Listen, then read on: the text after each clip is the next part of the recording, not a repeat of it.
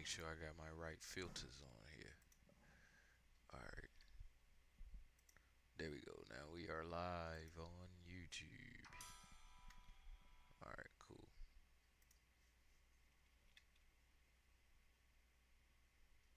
Hmm. I don't want to see the policy challenges, student success resource challenge face today's student.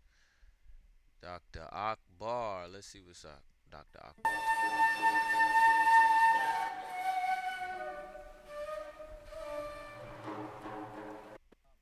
Michael, every day you're rubbing shoulders with students, and you say that they give you hope. What are the challenges that they have that our generation didn't have, and what do they know that our generation didn't know? Or doesn't know. Yeah. You know, Michael, one is the very fact of being young. We were all young once. The world stretched way into the future. We were optimistic.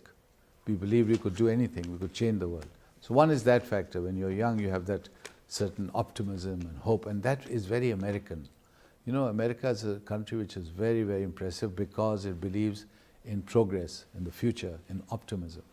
If you lose that, which you do eventually as you grow older, you've lost something which is essential for, as far as American identity is concerned, being American.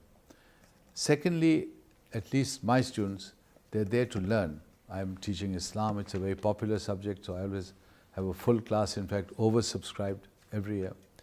And most of my students are not Muslim. There may be 5%, 10%, that's it. Mostly are Jewish, mostly are Christian, and they really want to understand, they really want to know.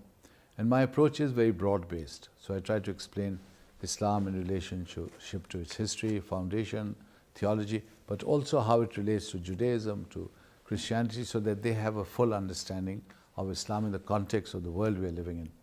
And finally, I find a lot of the students, the good ones, who are studying and reading, they are very sharp. Very sharp. I'll give you an example of one of my honors students, Frankie Martin, who you met. I was traveling for the first time with my team. We were going towards India. So we were in the Middle East, we were going to Pakistan, then we'd go to India. So I began to tell my team, I said, look guys, there was a famous English author, his name was E.M. Foster. He wrote a famous book called A Passage to India, which has been made into films. Now, the significance of this book, and Frankie dug into his backpack and pulled out a copy of A Passage to India. And I was so pleased with that, I was so pleased. I said, my God, you forget knowing about him, you're carrying his book, because I was a great admirer of E.M. Foster. And a little tidbit, Michael, for your viewers, I actually met him. So just before he died, in Cambridge, he lived in King's College in Cambridge.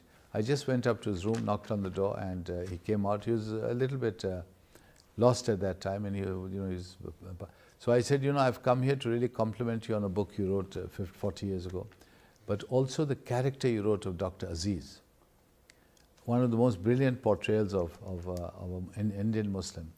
And he was a bit puzzled. He said, who's Dr. Aziz? He was really had reached that stage. And then he asked me, he said, do you know Sir Ross Masood or his children or grandchildren? And I was a bit puzzled because that was in fact someone related to me. So yes, Sir Ross Masood was his great-grandson and my mother, the mother of his mother and my mother, first cousins. So we have two connections to Sir Sayyid Ahmad Khan. So I was very pleased with that, and of course it's one of my favorite books. So that illustrates that even these youngsters, with all the pressures of the world on them and social media and tweets and films and the videos that are exposed, that they're exposed to, they're still reading and they're still thinking and appreciating literature. And that's why you have hope for the future. Yes. And they're not cynical. They haven't become cynical. They haven't started going pessimistic. I think politics in America now is so divided, and that these parties are just opposing each other almost irrationally. And that has made them very cynical, very critical of each other, and is brittle and self-destructive. Politics, if it becomes so self-destructive, as Socrates was the first man to write, Socrates was a great critic of democracy. So both things, they say, invented by the Greeks, philosophy and democracy. Socrates, a great philosopher, was a great critic of democracy, precisely for this reason. All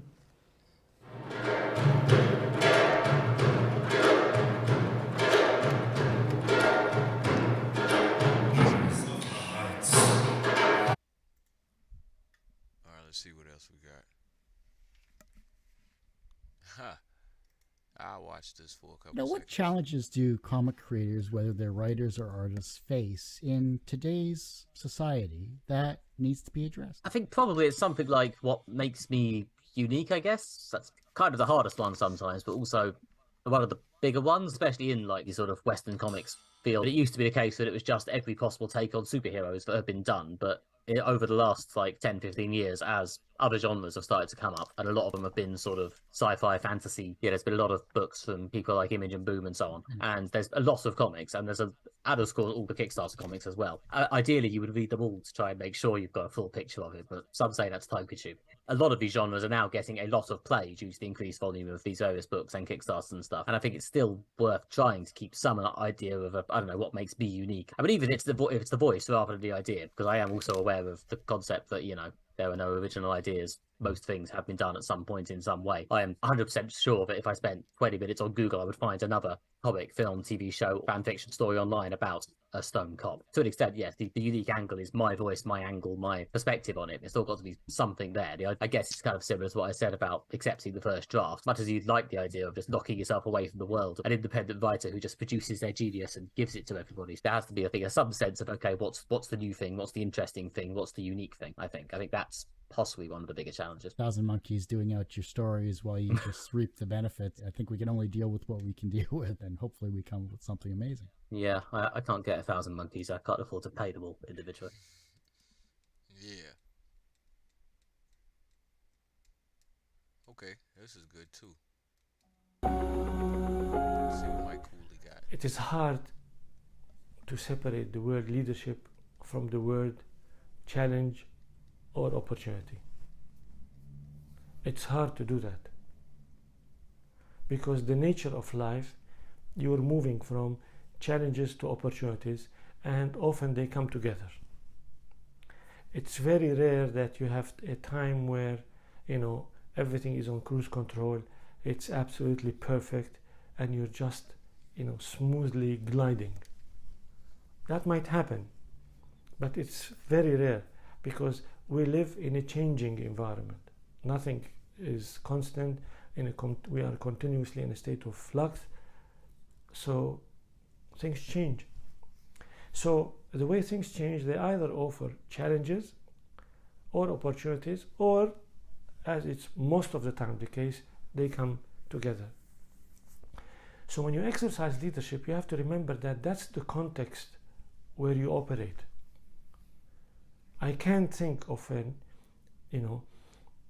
leadership role without having to deal almost daily with challenges. Either the challenges of yesterday, that were passed on to today, so that you keep, working to solve problems, or the new challenges that emerge today, or both of them.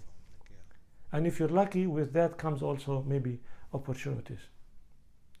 So when you exercise leadership, keep this in mind. This is the context. There's no break.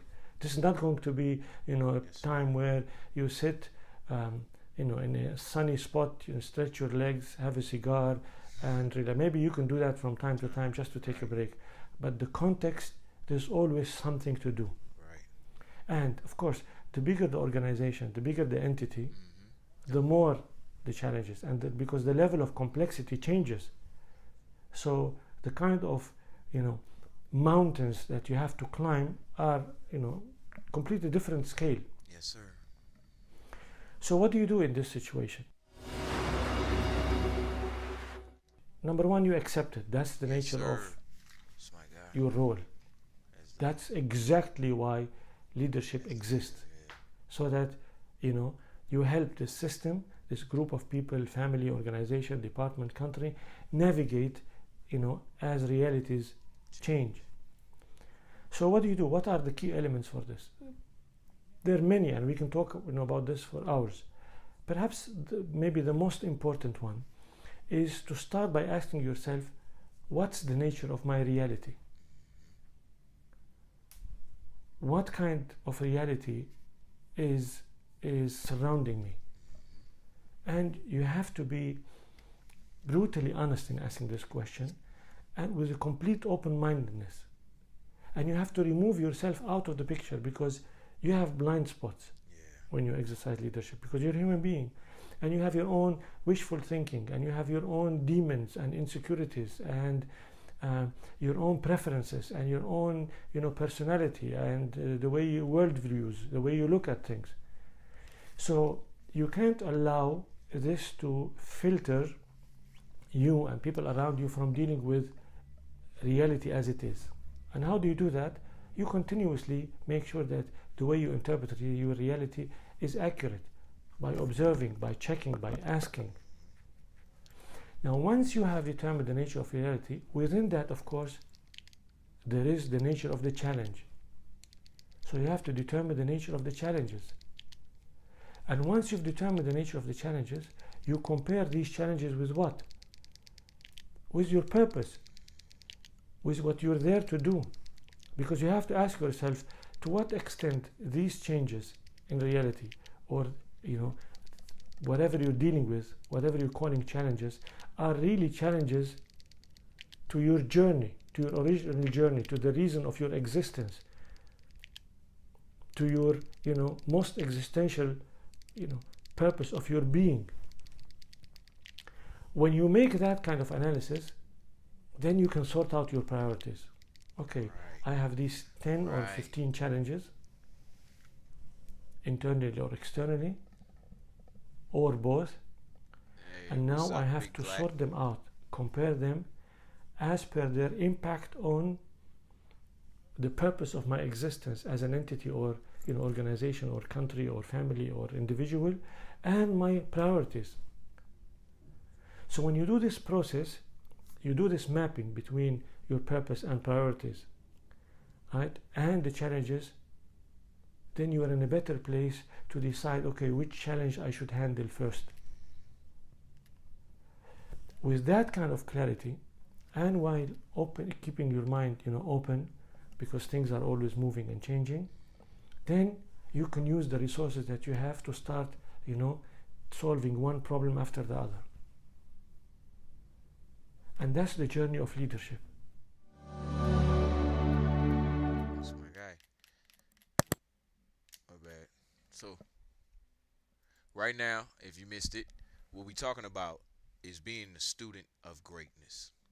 Now, what I said was in the opening, if it's something out there that you want to go do, it's not a bad thing to find someone who's already done it. Most things have already been done. So, in order for you to get there, your best step or your best shot is to find somebody who has already done it and just becoming a student of them. And not necessarily it has to be somebody you can reach out and touch, or somebody you can reach and talk to.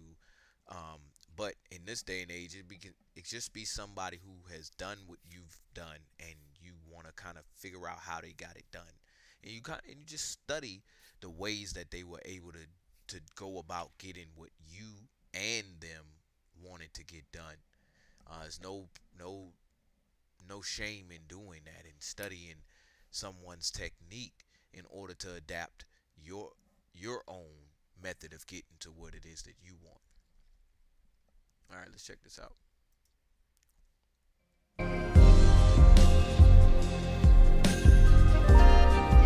We always like talking. We like talking in videos now. Hold on, make sure my filter's still on. And it wasn't.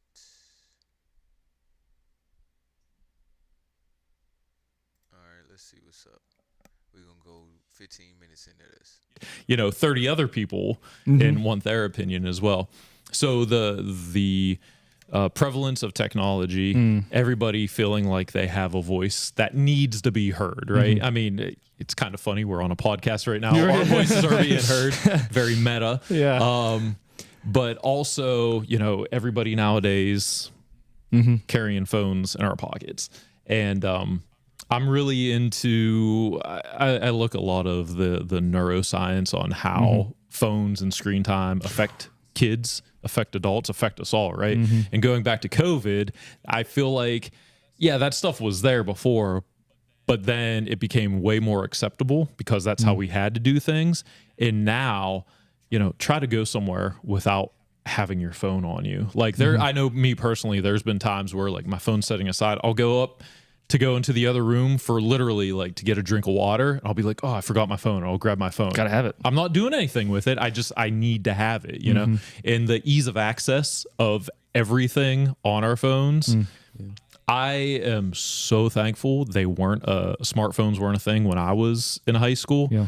I would have gotten in a lot of trouble, and I was a good kid too. Like I was terrified of my parents. Yeah. Like I was a good kid. But Adam, do you see that being and I know every family is going to be different with their rules and everything with cell phones, so I'm not sure where you're at with that. Or Yeah. So even like, I'm not saying like my parents are incredibly strict, but with parents who will tell me when I've been spending too much time on my phone, it's even then it's still difficult to not, like you said, walk around the house with my phone.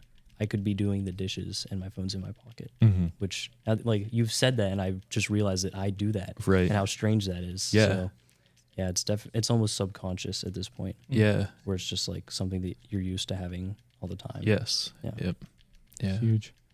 I think it contributes to anxiety. big time. Yeah.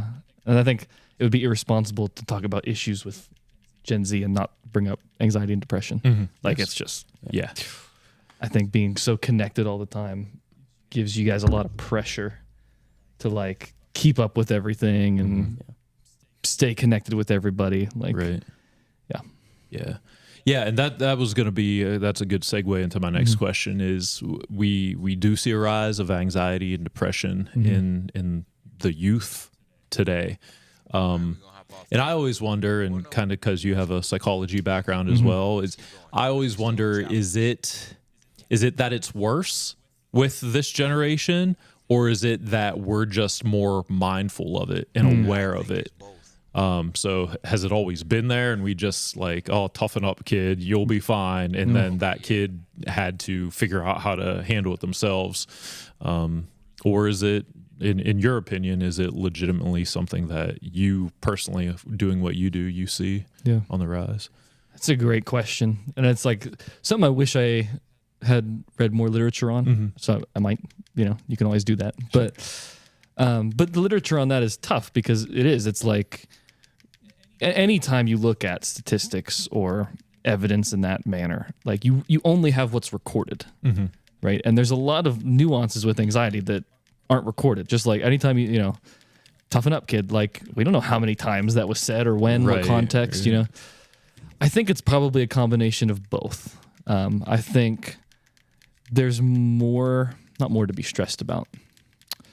We're more aware of things that stress us out now, where, when you weren't connected 24/7 to everything, it was so much easier to focus on what's directly in front of you. Yeah. And You know what's going on in your bubble. And that was it. Yeah. Right. And I've experienced that in times I've done I try to get my screen time down to less than 30 minutes a day. It's like I leave my phone away. It's like, yeah, I got like stuff done around the house. Like it was awesome. I could focus. Yeah. So I think you're seeing everybody, right? Especially on social media. You're seeing all these people that it's like, oh, they're in this honors class. They're going to this college. They already have this planned out. It's like, I don't even know what I want to do. Like, I got to hurry up and figure it out. It's like, you don't. You're a junior in high school. You're a senior in high school. Take it slow. Be prayerful. Seek counsel of your parents and teachers that you trust, right? And take your time in making these decisions. You don't have to rush through it. And I don't know if anyone outright says you have to rush through it, but the comparison game of this person's doing this person's doing that is always going to motivate you, for better or worse, to do what they're doing. Right. Right. Yeah.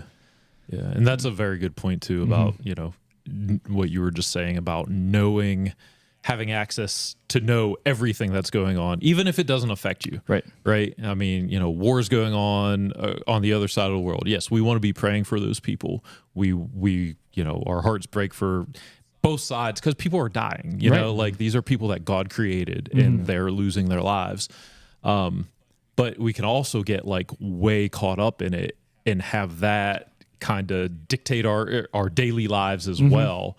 And that's a dangerous thing to just be thinking about all the time. Right.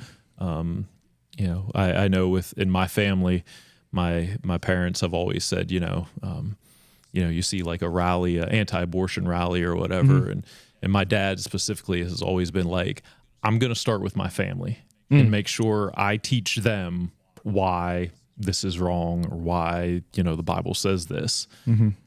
And then as I teach my kids, it's up to them to teach their kids, right, and then them to teach in your sphere of influence and everything. Right. And he was always on the mindset that's going to reach more people than standing on your bully pulpit and just yelling at people. So Adam, kind of the and you don't have to get into like deep detail if you don't want to or anything like that, but you are on a couch with a psychologist though. So I'm a psychologist. Yeah. I need about 8 more years of schooling to be a psychologist. But I mean, what the things that we've talked about as the two older guys here in the room, like are those legit things that you've dealt with personally? Are there other things that you see kids today dealing with that we haven't touched on? And so the things you've already talked about 100%, the pressure to like compare yourself to other people. And no matter what stage of high school or life you're even in, you're always looking at what other people are doing. Hey, what's up, Zenita 67? And that's always a big struggle. We are students of greatness today. Find our way. Find your way Wednesday. That's the biggest thing that I've Being seen. students of greatness. so let me ask you this, and Right now, we're just exploring the challenges to students today. apologize for cutting you off. No. So like for me growing up, growing up, like, drugs, alcohol, sex were like the big like three that we were always being pressured with, or you were being told like this is what you're going to be pressured with. And I don't know if it was just the friends I hung out with or what, but it wasn't necessarily thrown in my face or as big of a thing as, people said, oh, you're going to have to deal with this. How are you going to react and everything? Is that kids these days? Are you all dealing with, the same pressures, drugs, sex, smoking, alcohol? I think those still very much exist. And like you said, how it might have just depended on the people that you hung out with. That's 100% the reason. The people who you spend your time around with and the habits that they have are going to be the habits that you have. So it's like for me, I've had to get out of relationships whenever things like those would be brought up. Right. That's how I dealt with it, was to leave. Right. And while I may have been able to try to help those people instead of just leaving, then so it's just trying to figure out what you do in those situations actually is important, but it doesn't come up as much if you don't spend your time around people who are doing those kinds of things. Gotcha. Okay. Yeah. And we'll talk in youth group a lot too about, how do you find the balance of being friends with people that don't love Jesus so that you can help them love Jesus versus not being around people that are going to drag you away from him. And I think what we kind of land on and try to explain is the people that are in your closest sphere need to love Jesus. Right. Might not be a popular thing, but it's true. If you've got people pouring into your life that don't follow Jesus, you're going to be dragged away one way or another. But you still have those other relationships where you want to live in a way that they can see Jesus, but the people that you're going to trust and confide in and grow with are going to have to be people that love Jesus. Yeah. Yeah. No, that's a great point. And I know looking back in my life too, because I had my church friends and I had my school friends, and I thinking about this can look back and say, when I was with my church friends, it was easy. We just got to like enjoy being kids and like having a youth and enjoy doing things, where when I was with my school friends, and I didn't hang out with like terrible kids or anything, but it seemed like the ones that didn't have Christ as their center, I was always having to be on guard because I didn't want to fall victim to that. And it wasn't as enjoyable of a time hanging out with them. So yeah, I try to teach our kids the best we can. Just like your inner friend group is so important. You need to have that personal relationship with Jesus, and then hopefully that permeates to the closest group of friends that you have, so that you can all feed off of each other. Because at the end of the day, we're all human. We all have our struggles, and we all sin, and we need to be there to rely on each other, for sure. So. All right, so we're going to get some more in here real quick before I get into this game.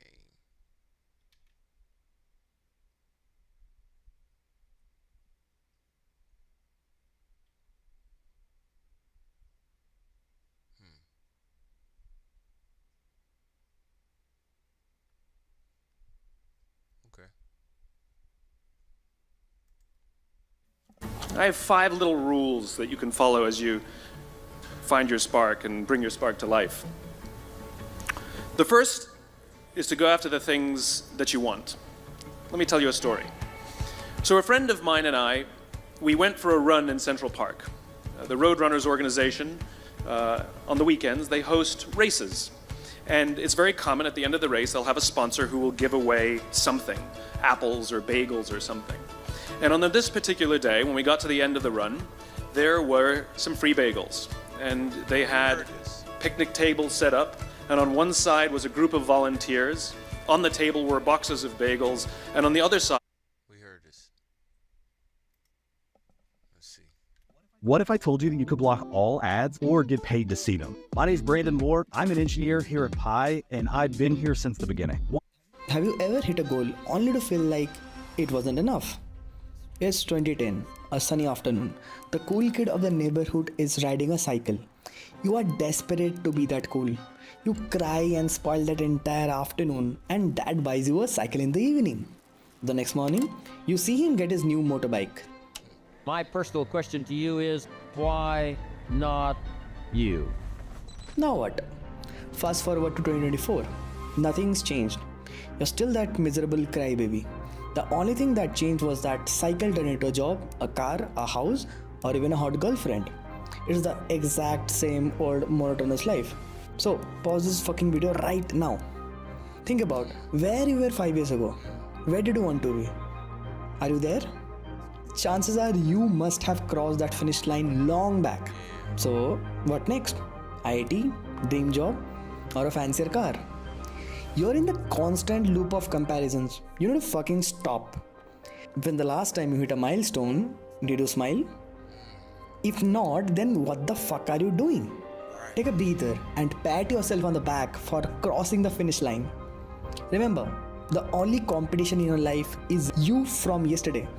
And even if you want to compare with someone else, get inspired, not insecure because you're not there yet. Start saying yet. Start breathing, start living. Because the where aspect of the journey does not matter. What matters is the how. And the next time you look for someone to compare yourself to, ask yourself, why not you?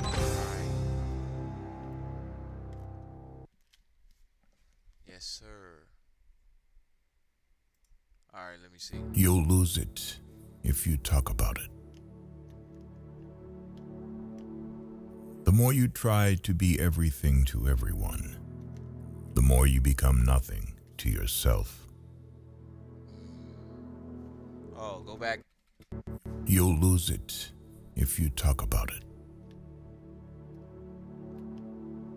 The more you try to be everything to everyone, the more you become nothing to yourself. The more you spend clinging to the past, the less likely your future will be any brighter. There will always be someone who can't see your worth. Don't let it be you. If you don't separate yourself from your distractions will separate you from your goals. A man who fears rejection is a man who has already rejected himself. Life is like an elevator. While you're getting ready, we're already on the move. We're investigating, getting answers. Live on the story.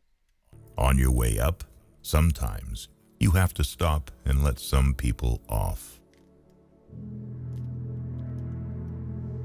The moment you stop seeking validation from others is the moment you find true confidence.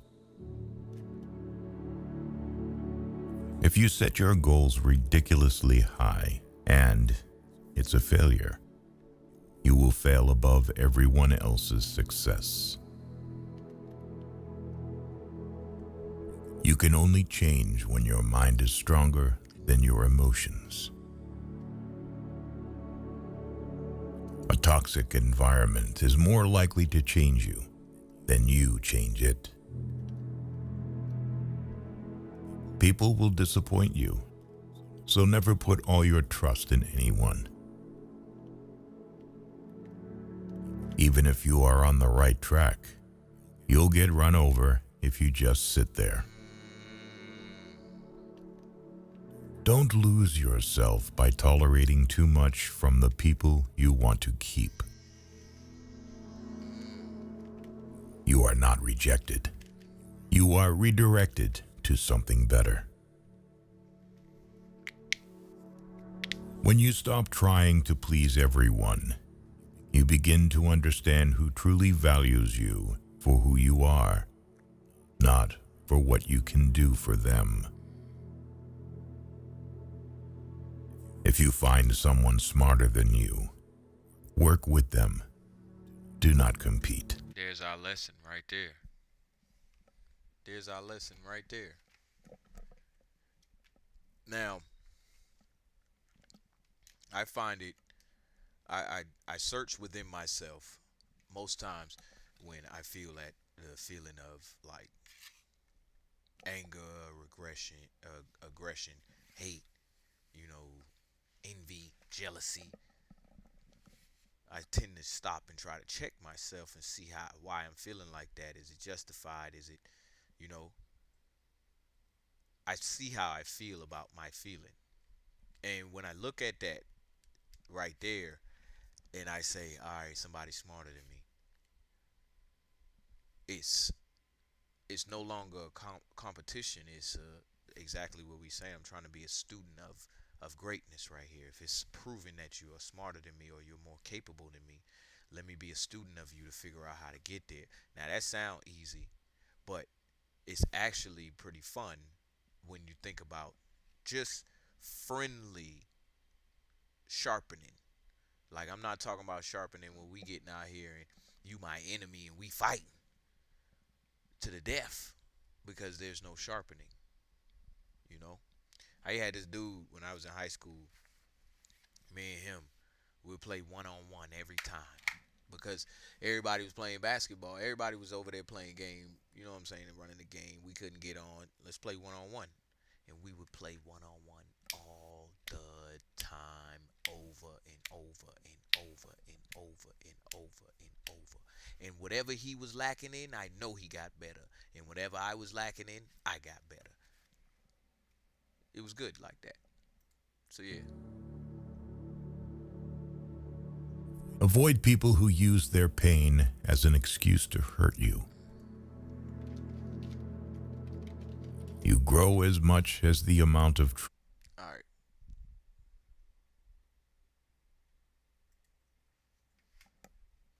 Stop asking research questions to ChatGPT.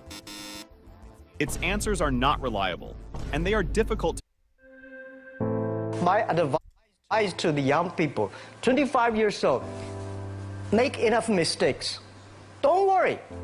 You fall, you stand up. You fall, you stand up. Enjoy it. 25 years old, enjoy the show, enjoy the show. From 30 to 40 years old, you have to think very clearly.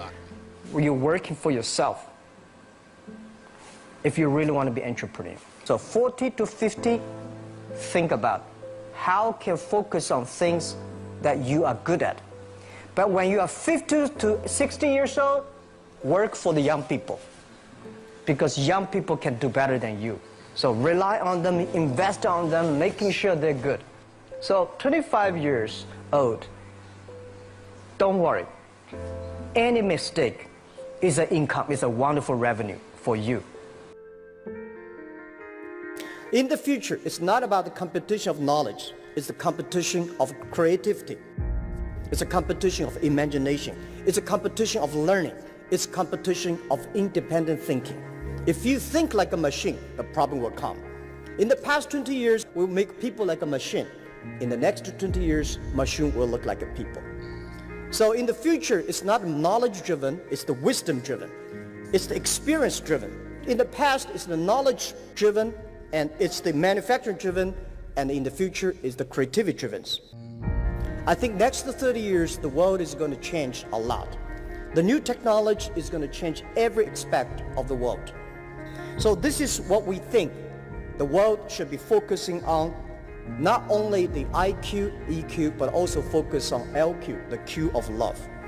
Because only when you care the others, only you care the others that succeed and more successful than you are, you have the chance.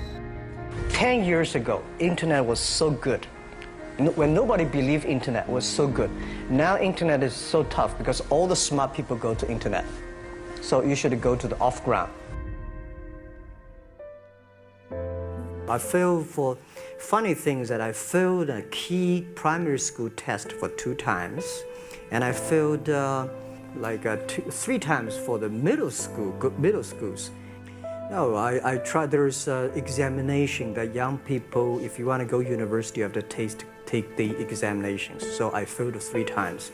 When I graduated from universities, and before for 3 years I tried to fail in the universities. So I applied jobs for 30 times, got rejected. I went for a police, they said, no, you're not good. I went to even the KFC. When KFC came to China, come to my city, 24 people went for the job. 23 people were accepted. I was the only one guy. And we went for police. 5 people, 4 of them accepted. I was the only guy that I received it. So to me, being turned down, rejected. Oh, by the way, I told you that I applied for Harvard for 10 times, rejected. I learned so much about the Hollywood movies, especially the Forrest Gump. You love Forrest Gump. I love Forrest Gump. Well, why do you like him? Simple. Never give up. People thinking he's dumb, but he knows what he's doing. Yes, sir. The Forrest Gump.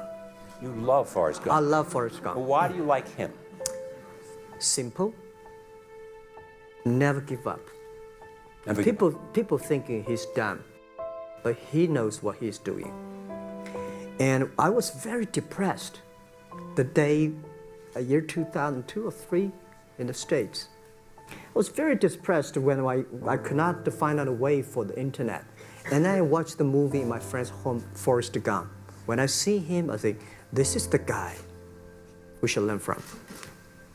Believe what you're doing, love it, whether people like it, don't like it, be simple. And like the word, life is like a box of chocolate.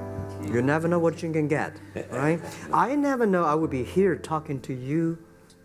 I never know. But today I made it. I told my people in my apartment 15 years ago, guys, we have to work hard, not for ourselves. If we can be successful, 80% of the young people in China can be successful. We don't have a rich father, powerful uncle. We don't have $1 from bank, 1 cent from government. Just work as a team. I worry about it today. Young people, a lot of young people lose hope, lose vision, and start to complain. Because we also have the same period. Because when it's not a good feeling being rejected by so many people. We also depressed, but at least later we find that the world has a lot of opportunity. How you see the world, how you catch the opportunity. So, in the Hollywood gives me a lot of inspiration. At the beginning, I never thought, I thought when I was young, I said, everything's possible. Now I know not everything's possible. When you have something, you have to think about, you have to consider about the others. You have to consider about the customer, society, your employees, your shareholders, society. There are so many things that I think if you continue to work hard, there's possibility. It's not amazing. If you don't do it, nothing's possible. If you try to do it, at least you have the hope. Calm down. There's always a way out. And keep yourself balanced. And meanwhile, don't try to keep, because business is a competition is a fun. Business is not like a battlefield. You die or I win. Business, even if you die, I may not win. Right? So it's about fun. Yeah, tell them the story and tell them that if Jack, I don't think in this world there are a lot of people be rejected more than 30 times. When you're 85 years old on your deathbed, you're not going to wish you had fewer crazy stories. So let me introduce you to the school game. You know, the only thing we never give up, the only thing we're like a Forrest Gump. We keep on fight. We keep on changing ourselves. We don't complain. Whether you were successful or not successful, I find that people, when they finish the job, if they make the mistake, if they fail, if they always complain the others, this guy will never come back. If the guy only check himself, yeah, something wrong with me here, something wrong with me there, this guy has a hope. So many people I talked to at that time for Alipay, they say, this is the stupidest idea you have ever got. But I say, I don't wear the stupid or clever, as long as people use it. Now we have 800 million people using this Alipay. 1999, year 2000, and even at the Yahoo time, a lot of people say this Jack is crazy. He's doing something that we don't understand. A lot of venture capitalists give you money because there is such an American model already there. But they say, Alibaba, we don't see this kind of model, right? They say Jack's crazy. Yeah, this is crazy guy. I mean, I remember my first time in Time magazine, they call me Crazy Jack. And I think crazy is good. We are crazy, but we're not stupid. Yes, sir. Yes, sir. We know what we are doing, but if everybody agree with me, if everybody believe our idea is good, we have no chance. So that's the money we raised. We're very thankful. So when our investors make a lot of money, I feel proud and honored. Everybody is made unique and different. So you must have a unique and different way. A lot of people today have a lot of complaints. Say, I don't have opportunity. I complained a lot when I was young and suddenly realized complaint does not solve any problem. Where the opportunity always in the place where people complain. There are so many opportunities in this world, because there are so many complaints. If you can solve the complaint, one of the complaints, that's the opportunity. That's the opportunity right there. So this is what we made. I think young people, if my advice to be an entrepreneur, don't be scared of failure, of setbacks, and don't give up. When we started the business, we had 18 founders, including me. 17 of them, most of them my students, and most of them, well, today people think these 18 people, the smartest people in China. We don't think we're smart. Honestly, we all graduate from the very poor schools. The only thing we did was that we're very united. We all believe the future. We are all optimistic. And we learn through mistakes. We never give up. If you graduate from famous university, please respect the people who graduate from the poor schools. Those people like us graduate from a poor universities, please respect yourself. We have chance. Yes, sir. We came today to now. We made so many mistakes. People say, you are lucky. Yes, we are very lucky. We've been only 19 years to today's size. But we've gone through so many tough situations. We made so many mistakes that people cannot imagine, probably in 90 years. You have gone through so many tough experiences, and that will make you different. Once in your life, try something, work hard at something, try to change. Nothing can happen. Nothing bad can happen.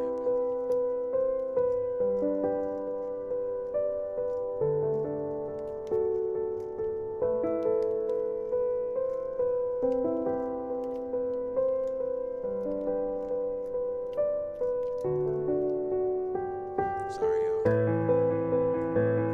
Let's listen to this one real quick. We're contending with potential. And we know that because we wake up in the morning and poof, we're awake. Like the sun has risen again. We're awake and we confront the world. And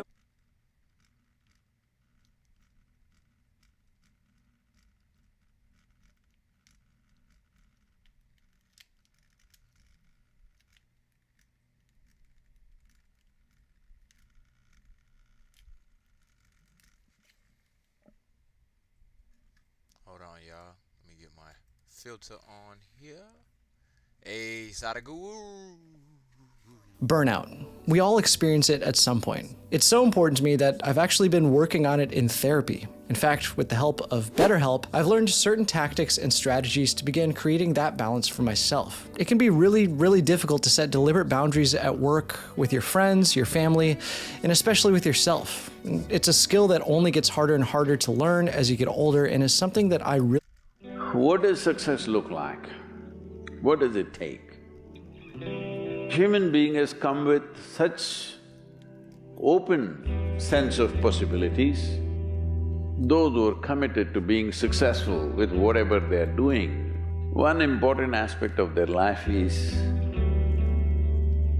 that is what get you across so many lines in our life, so many barriers in our life.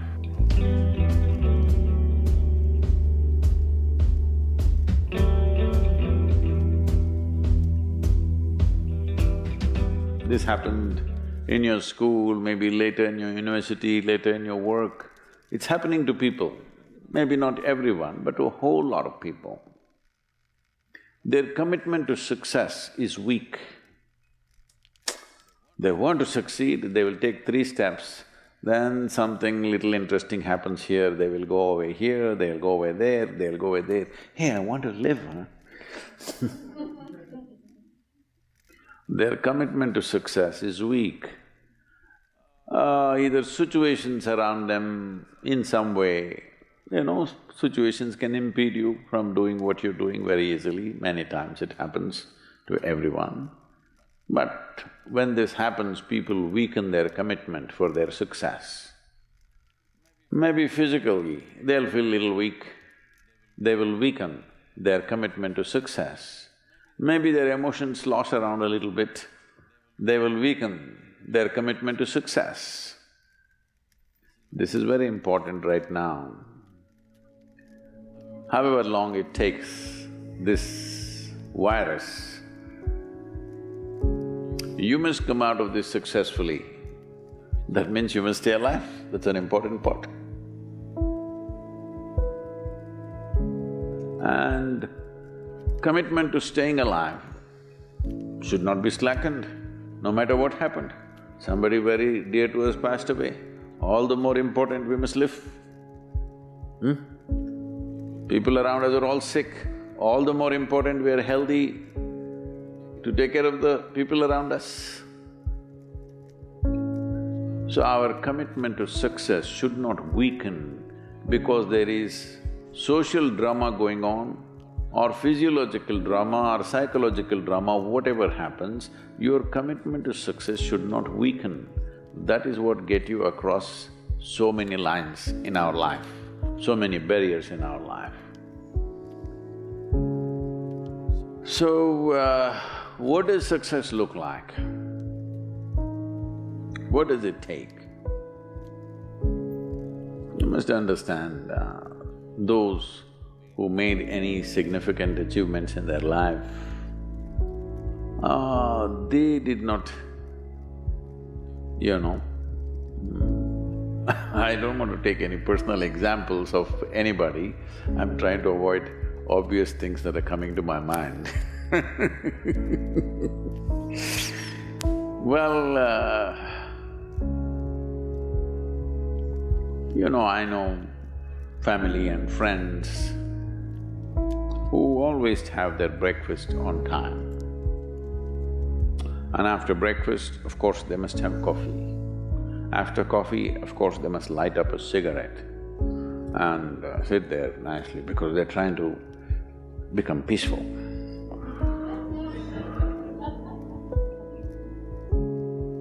And then they will go to work, come back home exactly on time for lunch, eat lunch, rest for 1 or 2 hours, sleep, then evening have one tea and then smoke, and then again go to work. And 8 o'clock, 8:30, they're back home for dinner and then maybe other things, drink and this and that and whatever. Well, that's their priority. It's fine, I'm not complaining, it should not be that way. But those who have been very successful, either in music, sport, art, business, spiritual process, doesn't matter what, those people never know when they ate, when they slept, when they got afternoon rest. I've not seen such a thing in my life.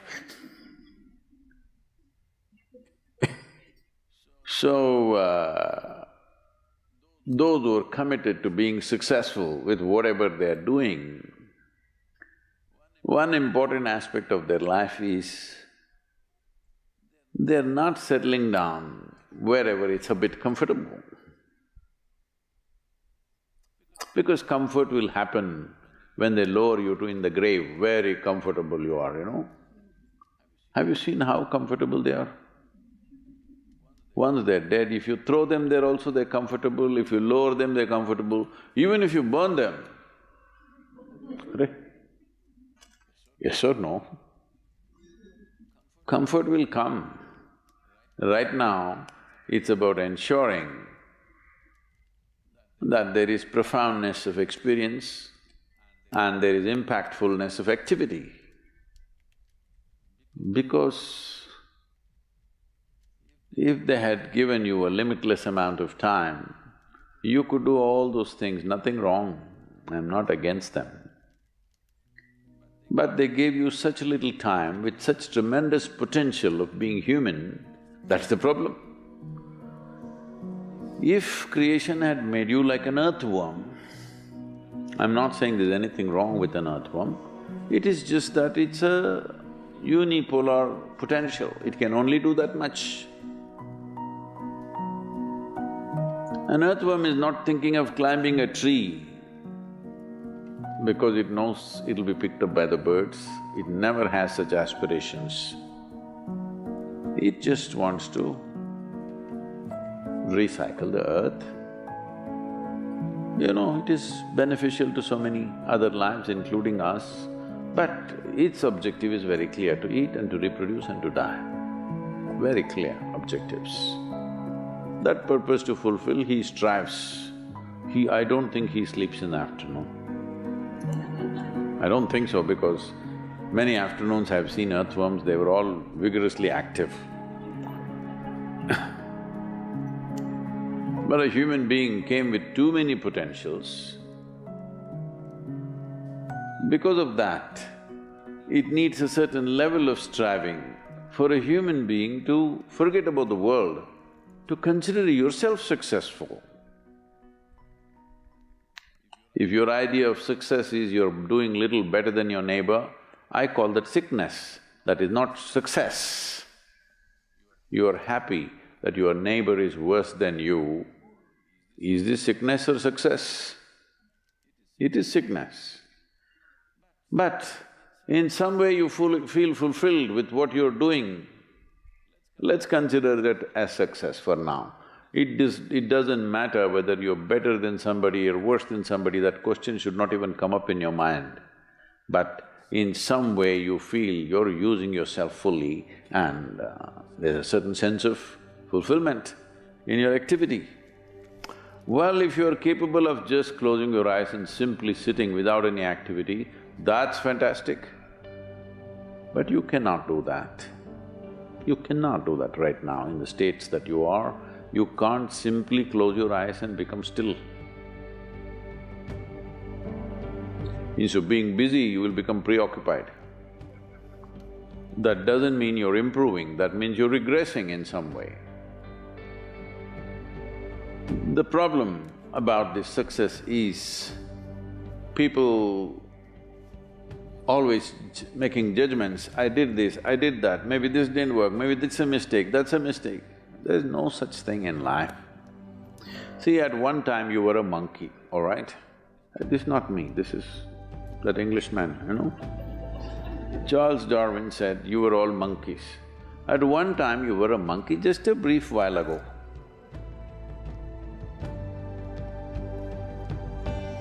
Was it a mistake that you committed, that you were a monkey? Or was it just a certain stage of evolution? Was it a mistake or was it just a certain stage of evolution? Similarly, since you were born, because as a human being, you are born largely unformed, unlike other creatures.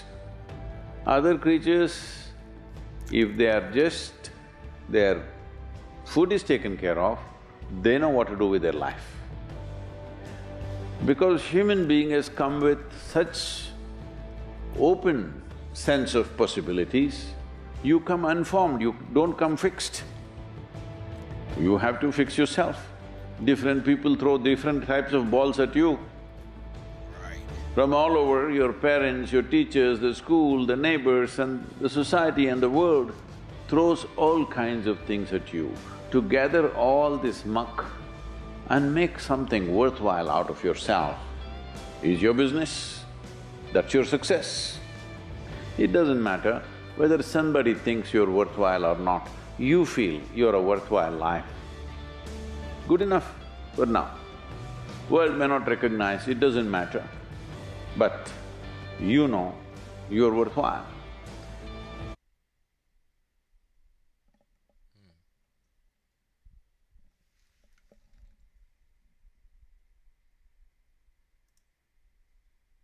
Lovely people, great people, welcome to my study table.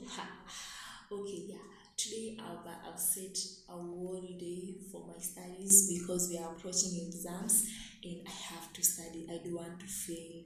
This is what brought me to school. I want to be somebody great in the future, yeah. So as you can see, I'm doing my research page by page. Yeah, I want to top in that exams. So I'm studying because I want to bring value to myself, my school, my community, my nation, and as well as other nations. Yeah, I want to be a great person. Okay, that is why I have to stay committed to everything I do. If it's studies, I have…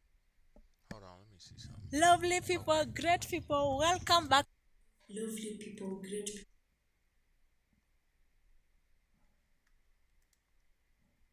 So I know you've been into that kind of shit, like Alexander the Great, and all the different conquerors, and all these guys, yeah. Pippin, Charlemagne, Clovis.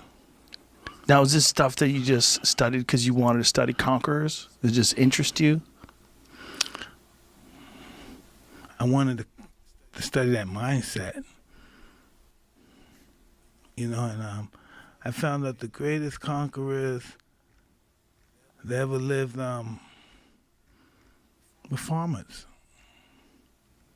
You know, farmers, sheep herders. Somebody that we wouldn't think that's important and stuff.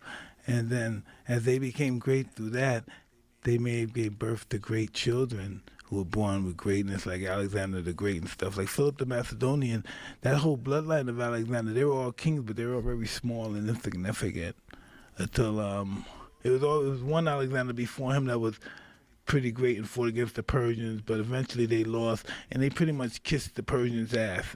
You know what I mean? The Persians put them in a position of power until Philip Macedonia came, who had the nickname AKA Philip the Barbarian. And he wanted to go across there and enslave all the Persians and everybody after that, the world. And Alexander the Great mother, who was a really interesting woman.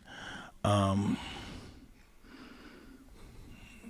trying to say Albanian, maybe, and they had a different kind of study and worship and stuff back then. So he got caught up in that. His family didn't like her for that, but she arranged for Alexander's father, I think, to be killed, for Alexander to have the power. Then her kids had the power, and she could lead through her kids while he was on campaigns, right? And when he was on these campaigns, now that his father was gone, he just conquered everything. But when he ran into the Afghani people, he fell in love with them. He wanted to interbreed with them. He wanted to create a new race of Afghan. He just madly fell in love with them, and that's pretty much why his family, not his family, but the Greeks went mutiny on him, because they were jealous that they were giving big positions to the Persians. No, Afghanistan. He loved them. He even quote, Afghanistan is the most beautiful people in the world. God must have loved them more than anybody. He made them beautiful. He really fell in love with them. When did you start getting really into like conquerors? When did you start 15. Really, when you're 15? Yeah. What introduced you to it? I was at the table eating with Cuss, and a friend of mine named Craig Wall said a statement which he was wrong, but it sounds really good to make me investigate. He said Alexander the Great at his time was like 6'5", so at 6'5", 300 years before Christ, that was a giant, which was wrong. He was very small. The armor was too big for him. He was a really small guy. He wasn't big at all.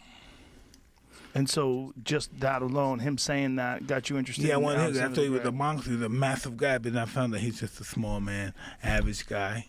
You know, he's not a monster at all, not a big man at all. But you got interested in the mindset of the conquerors. Yeah. Well, listen, this is what I want to know.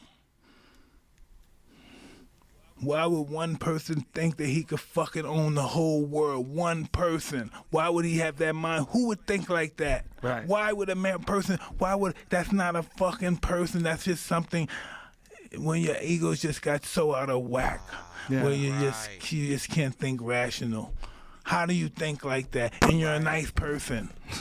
It was a guy before him, a couple of hundred years before him, named Cyrus the Great.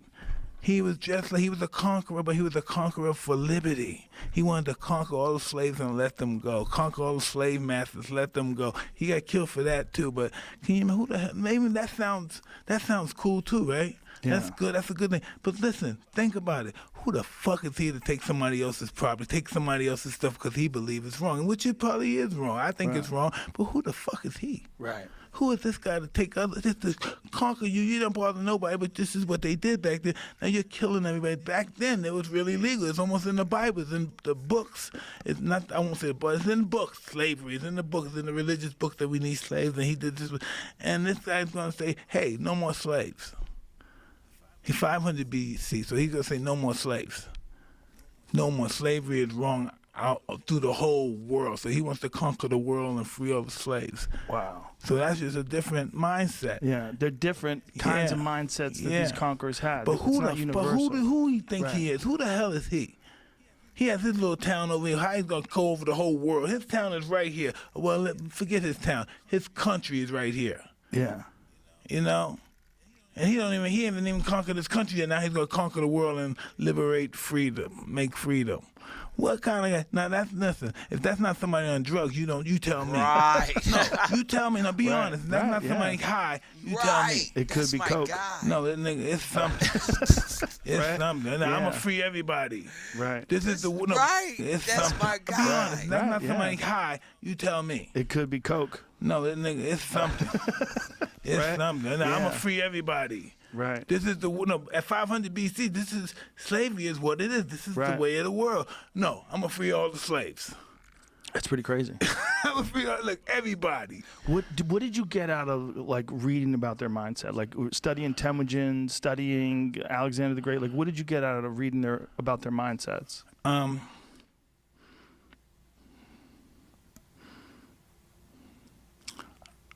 I found out that the greatest ones, the best, the most prolific ones, were all mama's boys. Really? Yeah, afraid of their mother. Wow. Napoleon, Alexander. You know what I mean? Wow.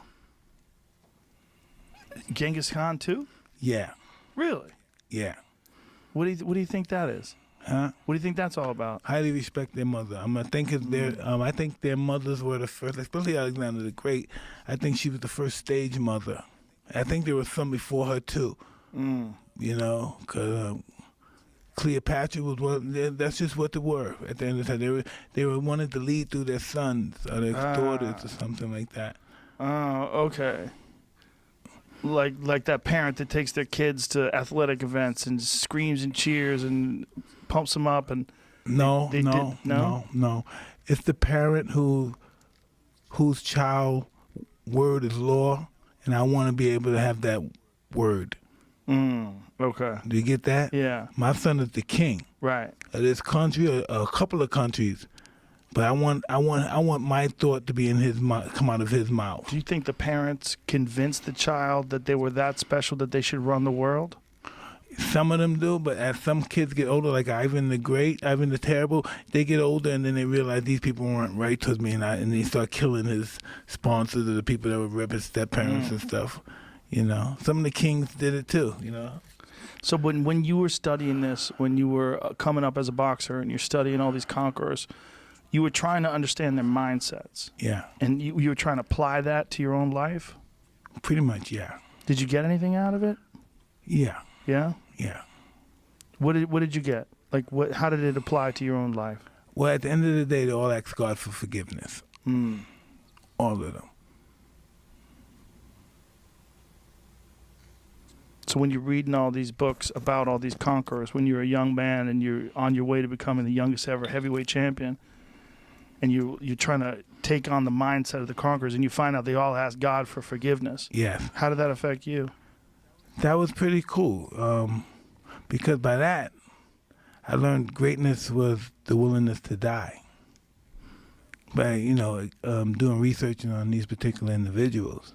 And that's what they were willing to do for greatness. And you heard about Achilles and stuff. He what did he want?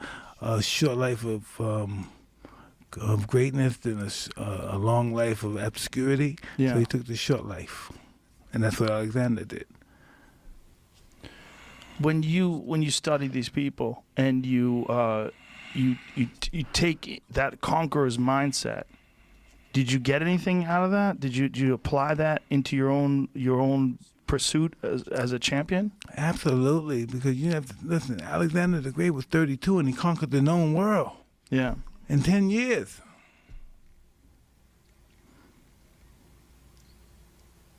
And so thinking about that as a young man. Absolutely. I want my preeminence to rival the times that in the sands of time. It's not reign with it.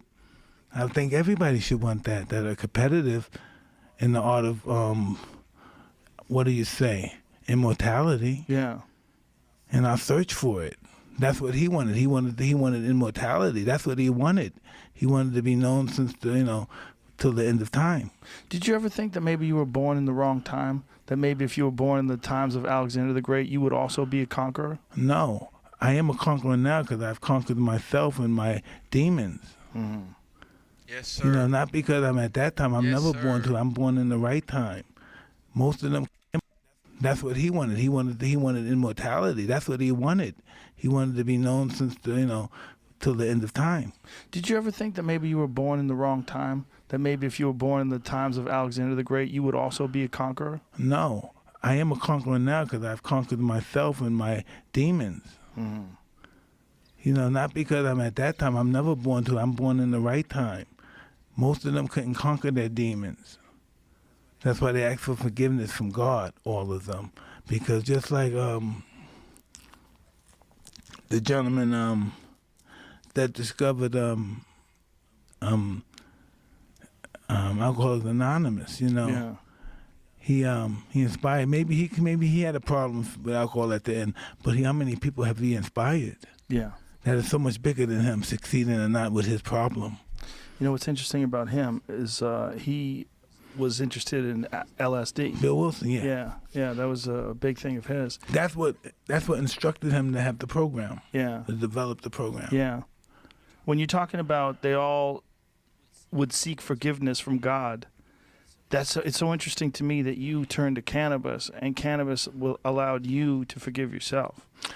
Yeah, listen, the reason why they ask for forgiveness for God, this is interesting that you said that, is because they believed they were God. And they had to, at the end of the day, realize and check themselves. But they're not. Yeah. They're not God. And then they've done horrific things. Oh, yeah. At the end of his life, he was so forgiving and giving everything away and so sorry for everybody. Wow. He didn't know how to forgive himself either. He didn't know how do you do that when you think you go, how do you forgive yourself? So at the end of the day, he said, look, the man who conquered the world died with nothing in his hand. He gave everything away, had no swords or nothing. Wow. He was so freaked out about dying, being the rich guy and stuff, and having so much property and having the world like he possessed, because he had the world. It's this gentleman that Eugenius, forgot the guy that they named Sloth after, the animal sloth, Eugenius. I don't know, but he was he's considered a homeless bum nowadays. Today he would be called a bum, a homeless guy, whatever. And Alexander been watching him. This is how keen he is. He's watched this guy for years. And he said, listen, before he became king of Greece, he's watched this guy. This is when he wasn't king of, and he said, hey, listen, I watch you and I have everything. And I'm unhappy and you don't have nothing. So what can I do to you to make you happy? And know what he said? Know what he had the balls to say?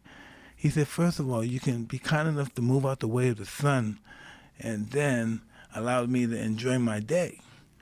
And he couldn't conceive of somebody to turn him down for riches and stuff. He couldn't conceive of it. It just blew his mind. He was so blown away, he couldn't even kill a guy for disrespecting him. He was just blown away.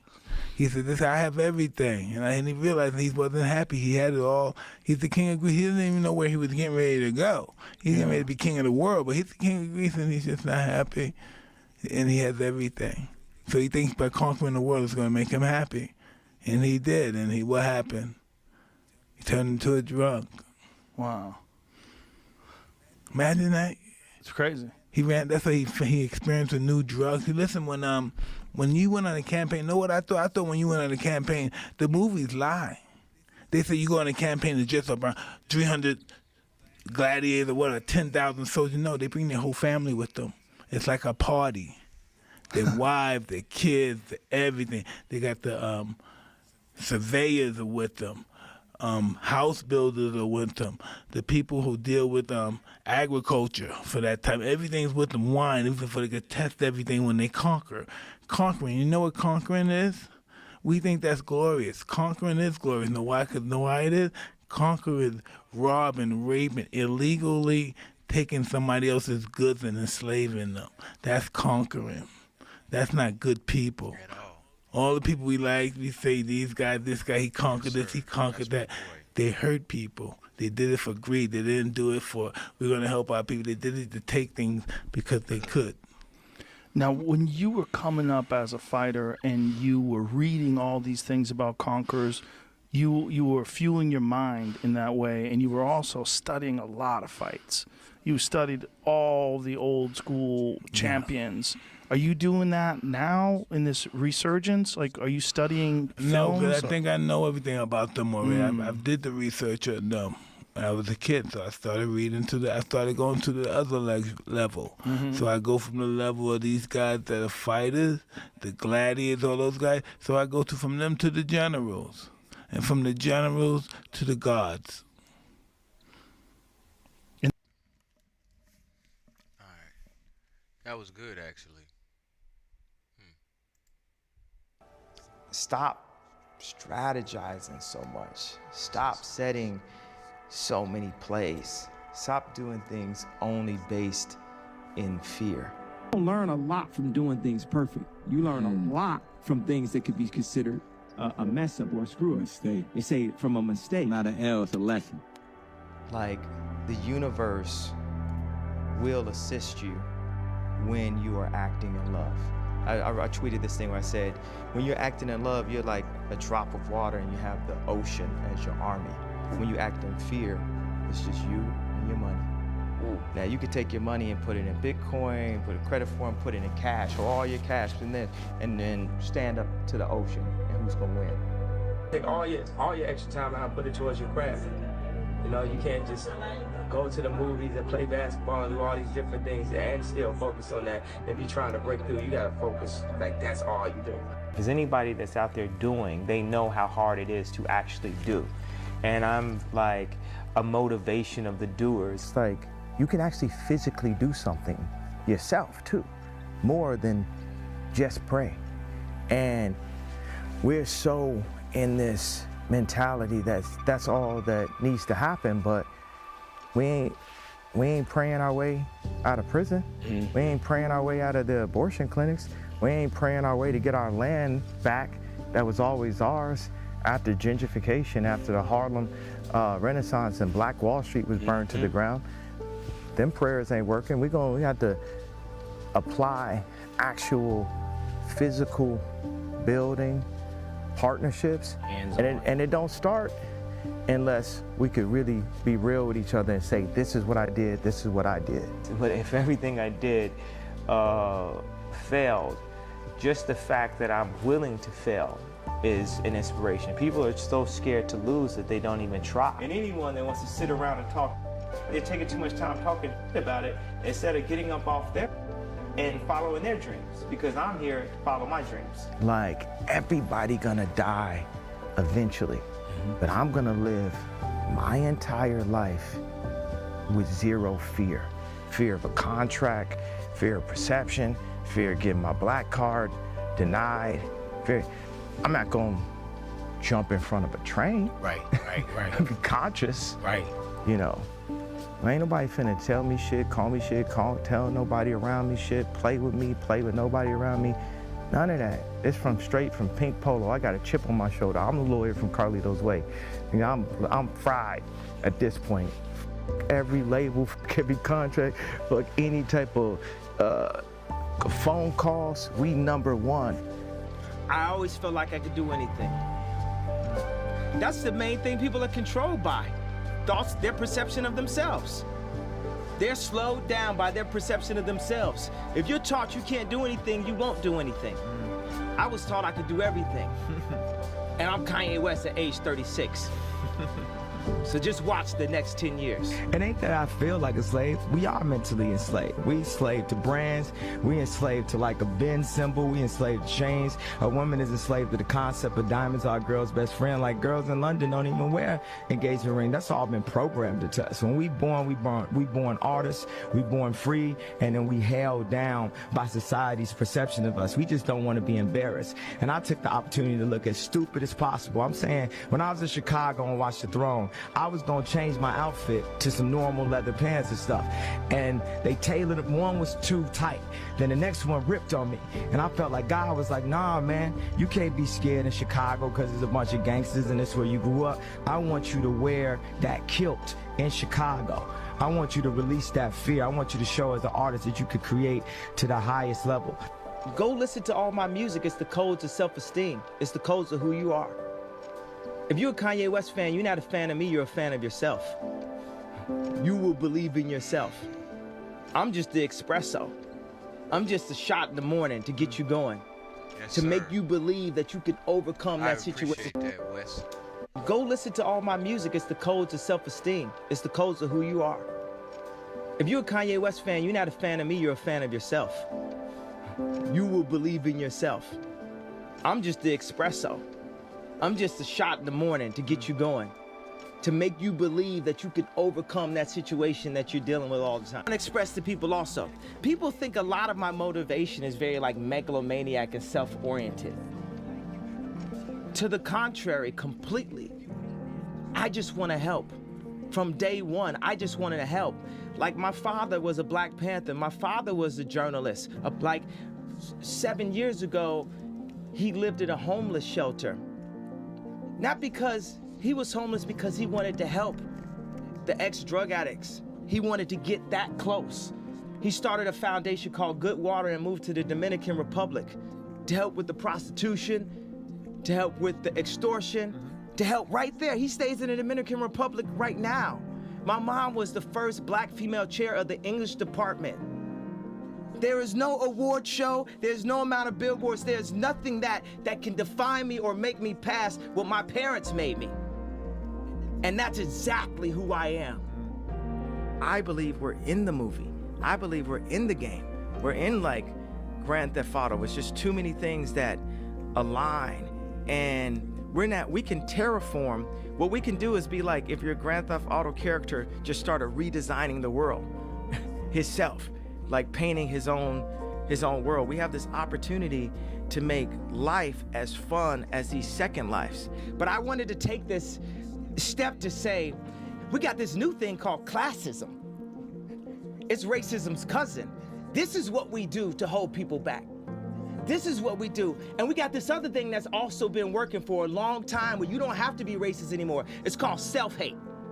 It works on itself. It's like real estate of racism. Right. Where just like that, when someone comes up and says something like, I am a god, everybody says, who does he think he is? Right. I just told you who I thought I was, a god. I just told you, that's who I think I am. Would it have been better if I had a song that said, I am a nigga? Or if I had a song that said, I'm a gangster? Or if I had a song that said, I am a pimp? All those colors and patinas fit better on a person like me, right? But to say you are a god, especially when you got shipped over to the country that you're in and your last name is a slave owner's. How could you say that? How could you have that mentality? I'm working on more kids, but with them 4 kids right there, it's like the first 2 got to see and know their daddy. They got to know a black person that wasn't only an employee. That dynamic is so, the effect that it has on the meta stage of stage of a child's life between 5 and 12, to only see your color as an employee and never see your color, because you're taught the color in the school. They wouldn't even be knowing it was about a color unless that was taught to you. So I will say color because it's taught. This is red, is this, everybody. The effect that it has to not see a person of your color be able to make a final decision will make you feel that you're never able to make a final decision. Our family is just the key to the world, period. From our immediate family to our friends and family, our co-workers and family, our city and family, our state and family, our country and family, our world. That if we, just like everywhere you go, people say hola, hello, ni hao ma. Right. It's our culture to say hi. See, our culture, the culture of humanity, needs to be family, a culture of family, but the design of our cities, the design of our schools, there's a lot of things designed for us to that are designed to not promote family. They're designed to create separation. Right. And in that separation, there's capital opportunity. Mm-hmm. There's someone's lonely, has to go to the bar. Someone misses their friends, has to go to the club. People say, I feel closer to God when I'm at the top of a mountain. I feel closer to God when I'm on my knees talking to my children. The lower we get, the closer we get to God. We are earthbound creatures. We gravity bound. The fastest jet goes Mach 3. The fastest sled goes Mach 6. But if you look at how politics, just general unhappiness, misery, control, the speed that contractors go, the farmers that wouldn't finish the farm, the way we are with each other, it's why people feel like, look, everyone's gonna go into like this Ready Player One second life. And I believe that our first life can be just as imaginative, and it will be. So that's and I have a bunch of friends that work in the gaming industry, and I have friends that work in the content industry, and I'm saying I'm anchoring on real life to make real life as awesome as games, to make real life as awesome as movies. We end World War III.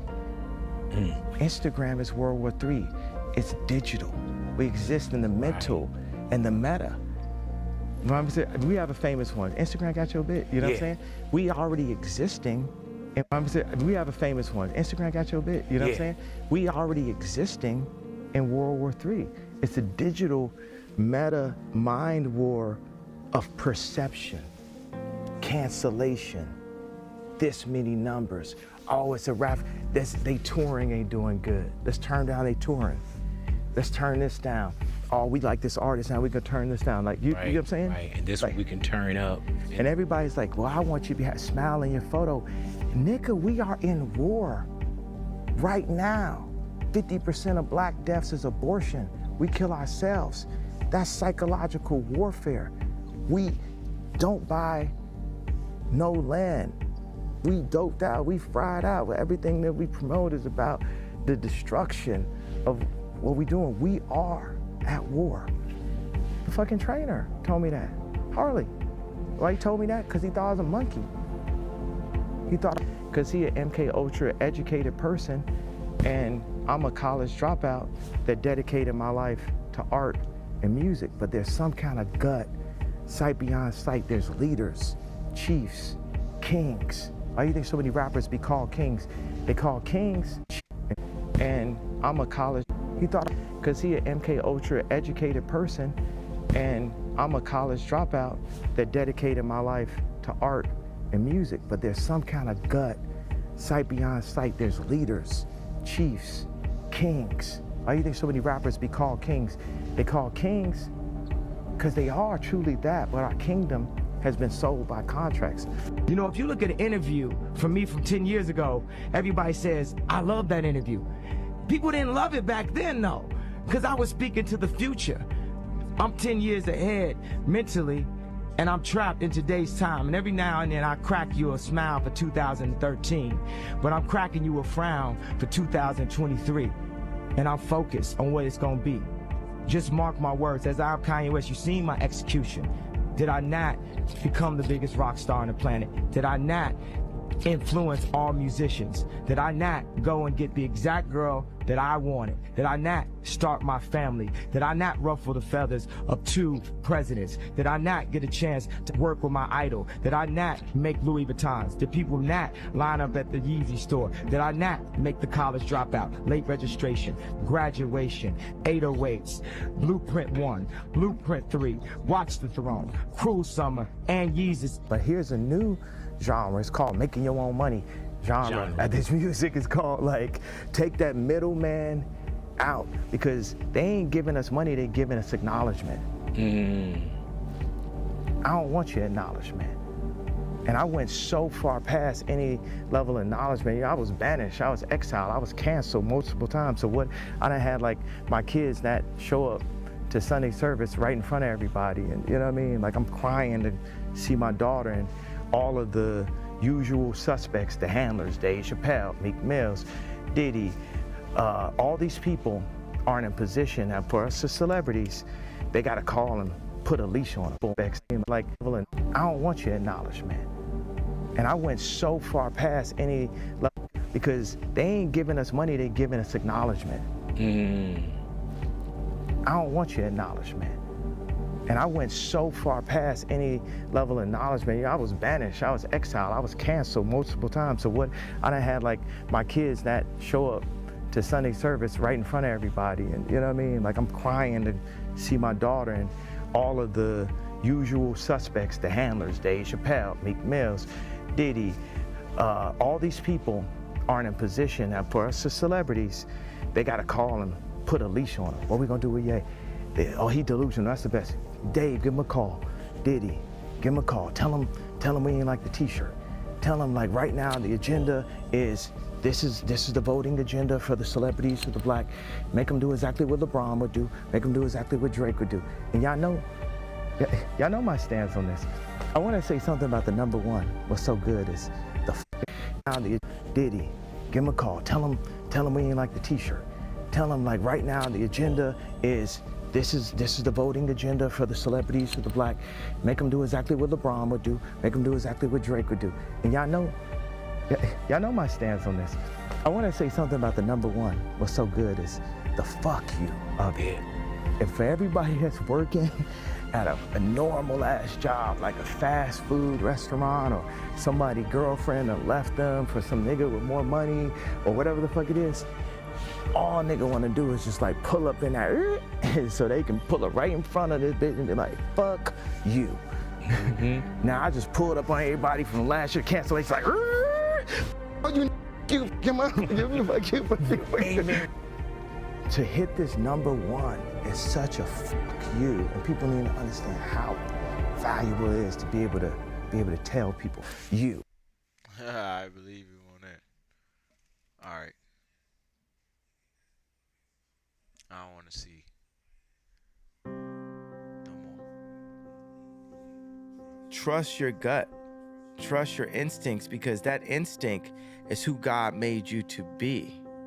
Not, what lines up with your like frat brothers, or what lines up with what your dad wanted, or what lines up with your classmates, or, it's just, God has something inside of you. And when you walk down the street, you're thinking about it, and then you just see it in the window. And you go down another street and you see the same thing, or you're thinking about a number and that number pops up, or you see it on a license plate. And that's just, something is trying to say, be the maximum yay, be the maximum you. And God won't give you anything that you can't handle. So for me, everything is a yes. I think they say be like water. I know Bruce Lee said that. Or matter of fact, just be. Because we are beings with engineering opportunities. My first fashion show in Paris, Christine Santanera, that went on to be Virgil's main stylist at Louis, she's working with us at Gap, right? So when the Balenciaga, I told her, remember the night before the first fashion show in Paris back in like 2011? And the stuff, it was barely coming together. And she started crying and said, they all gonna laugh at you. And I gave her a hug and said, but we still gonna do it. That laughing, that's a holographic wall of shame that you just gotta go through. But to just get into that mentality of maximum confidence, me and Justin be on that maximum confidence. Me and Future be on that maximum confidence. This video game is 2 buttons you can hit, love or fear. And we about that love, not being in fear. And sometimes I go real like radical with it. Like, okay, just come and get me. Because I'd rather that than to live in fear. Because if you living in fear, you're the walking dead anyway. You're a zombie. It's for me to have this platform and express exactly what I feel, because it's kids out there, right, it's kids that are gonna save the world through engineering and through facts. Yes, sir. And I've gotta download as much of the information and as much of the don't be afraid to state your facts is the biggest thing, because the world is being ran by fear.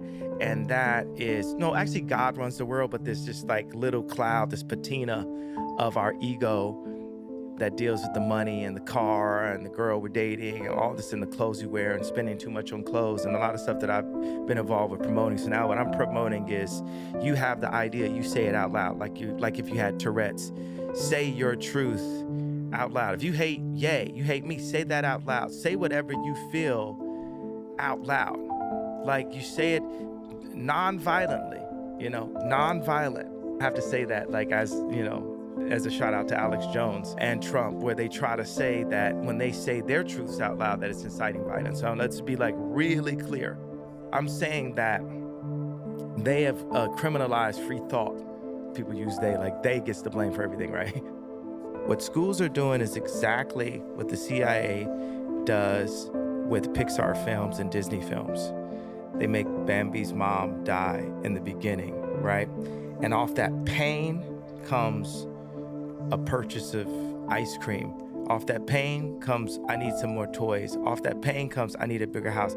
Off that pain comes, I need more girls than my wife. Off that pain comes, so they put that pain in to make us, now we're the orphans of capitalism, to make us be consumers, and we need to be a community, not just consumers. Right. So I could have went another 7 minutes by being a person who presents himself in a way that says, well, I don't have to feel your pain because I also have pain too that's not being recognized. And in every interview, when I say, well, why did I get to the point of putting up the tweet? no one wants to understand why I got to that point, You right? had pain. You had pain. Yeah, but let's say this. Undoubtedly, Jewish people have a lot of movies about that pain, and black people have a lot of movies about the pain of slavery, right? It's almost impossible to find a movie about Mansa Musa. When you go to the African History Museum in Washington, D.C., it doesn't start with the idea of Africans being kings. It starts with the idea of Africans being slaves. Ultimately, I am fighting a battle in the spiritual form. And anyone that believes in God and is looking at this interview would agree with that. And I just so happen to be a bright part of God's army. I'm fighting for us to live. The greatest gift is life itself. I am pro-life. I am pro-God. I believe that Jesus Christ is our Lord and Savior and died for our sins. First of all, knowledge, because knowledge is the most important resource to our species above water. Knowledge, it's itself, because then you can go get water. I mean, you can argue, like, if you're a baby, how do you get water? But the baby doesn't have it, you know? So someone with the knowledge then feeds the baby the water. But it's important that those with the knowledge teach the baby how to find the water themselves. And the business people that I've been dealing with have been keeping the baby sick by not sharing the information and the knowledge within inside of those contracts. My people are sick. If I load up Apple Music right now and I play the top songs in the rap chart, I would tell you my people are sick. If I go to the restaurants and Opportunity Zones and we look at the calorie rating, and He always been saying this same stuff. Always been saying this same stuff. He didn't just start. the cholesterol, I will tell you that my people are sick.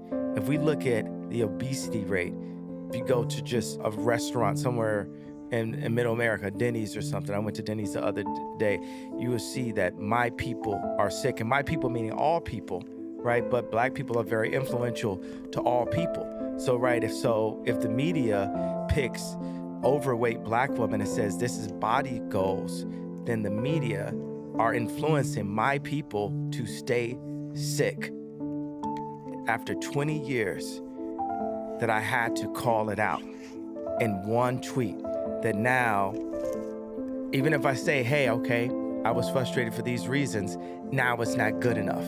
You've literally tried to make me re-apologize 10 times in this meeting, re-say this, re-say that, but it doesn't change the fact that my people are sick, and I'm the only person in my position that will say that my people are sick.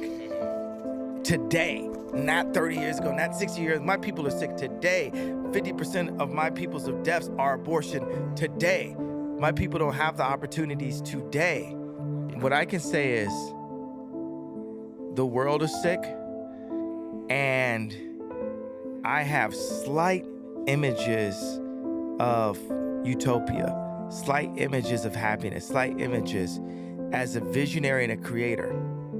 And I know for a fact the way that business deals have been done for me are keeping the world sick. What do you hope your legacy is? To be forgotten. Do you think you'll be forgotten?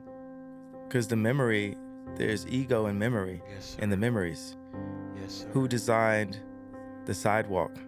Who designed the water fountain? Who designed the stop sign? Who designed the stoplight? These things are so ubiquitous that the person that designed them is forgotten. Right. If it's a good idea, Hey, y'all, it's we a outta God here today. idea. Y'all find y'all And way, and y'all keep on excelling. Be a student of greatness. All right. And I'm gonna holler at y'all tomorrow, Mental Health Thursday. We gonna finish. I'm gonna let this play though as we going out. Sometimes people are afraid of people who know who they are, and they try to discredit them. Yeah, exactly. No VCs can own it. I think we need to have these health, and I don't know a good idea, it's a God idea. And I don't know VCs can own it. I think we need to have these healthy conversations. That's what it is, healthy conversations, healthy dialogues.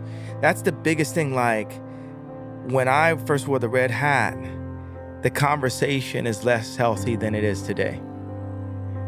The conversation about George Floyd, you know, it's like, did I send the tweet the right way? Is Candace Owens' documentary perfect? Is what Michael Moore, is that documentary is perfect? Is Century Self, is it fully accurate? You know, 2 to 3 hours of a transmit of information through a particular, usually one person's view. And anything you want to research, if you're interested in it, you gotta look at 10 versions of it, 20 versions of it. Vision that I have to a Steve Jobs level, to the point of putting that above my regular human existence, meaning having to go and take all the arrows, that I become a soldier of the vision. I just wish that, or we'll get to a place, we're not even gonna wish for it, we're gonna get to a place where people just appreciate people while they're here. You know what I'm saying? It's Madonna and Floyd Mayweather, like in the same room. These are legends. So when I saw that, I just told everybody, like, yo, let's go to the back and let's just shoot some pictures. Let's capture these moments. Like, these pictures are gonna be iconic. And years from now, you can go back and say, we had this moment at Delilah's. And we just live in our life, and we're given that energy. We live in that to the maximum. Like, people want you to like go inside. We outside now.